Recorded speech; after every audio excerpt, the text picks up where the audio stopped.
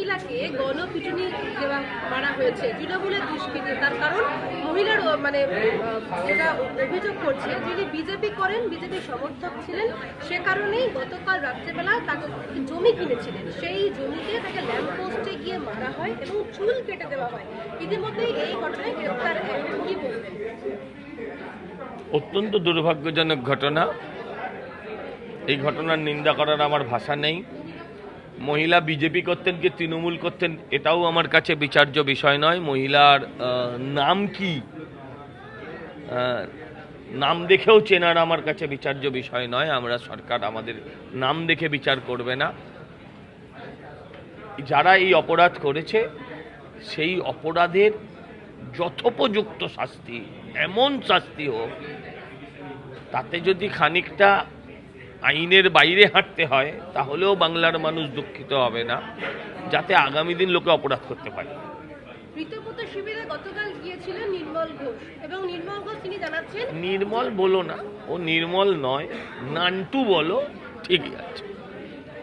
নির্মল থরি তাকে নাকি আমন্ত্রণ করা হয়েছিল বলে তিনি মিটিংয়ে এসেছিলেন, আর এদিকে শিবির থেকে দেখুন আমি বলতে পারবো না। আচ্ছা, মানে আবার আমন্ত্রিত নয় বলে আবার ফিরেও গেছে। মেদিনীপুরে একজন শ্রমিক নেতা ছিল, হয়ে গেল, এটা ভালো তৃণমূল, পচা লোককে ফেরত পাঠিয়ে দিয়েছে। নির্মল ঘোষ তিনি দাবি করছেন যে যদি অভিষেক বন্দ্যোপাধ্যায়কে সরিয়ে দেওয়া হয় তাহলে অনেকেই ফিরে আসবেন তৃণমূলে, মানে মমতা বন্দ্যোপাধ্যায়ের পাশে। প্রথম কথা হচ্ছে ওদের মধ্যে অভিষেককে সরাবে কি মমতাকে সরাবে তৃণমূলে, আমার বাবার কি তাতে, আমাদের কি যায় আসে?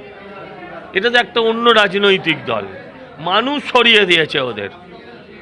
এখন অভিষেককে সরাক, মমতাকে সরাক, হ্যাঁ, বা যাকে পারবে সরাক, মানুষ ওদিকে আর ফিরবে না, এটা আমি নিশ্চিত। 21শে জুলাইয়ের কোনো রকম অনুমতি না পাওয়া গেলেও 3টে জায়গা থেকে মিছিল হবে, এবং সেটা হচ্ছে হাওড়া, শিয়ালদা আর মৌলভী। এই 3টে জায়গা থেকে হওয়ার পরে বক্তব্য রাখবেন ঘুরে ঘুরে মমতা বন্দ্যোপাধ্যায়। একটা পরিকল্পনা রয়েছে। আবার পাশাপাশি পরিকল্পনা এটাও যে আগে ধর্মতলা চলেছিল, এখন কলকাতা চলো, এরকম একটা পরিকল্পনা।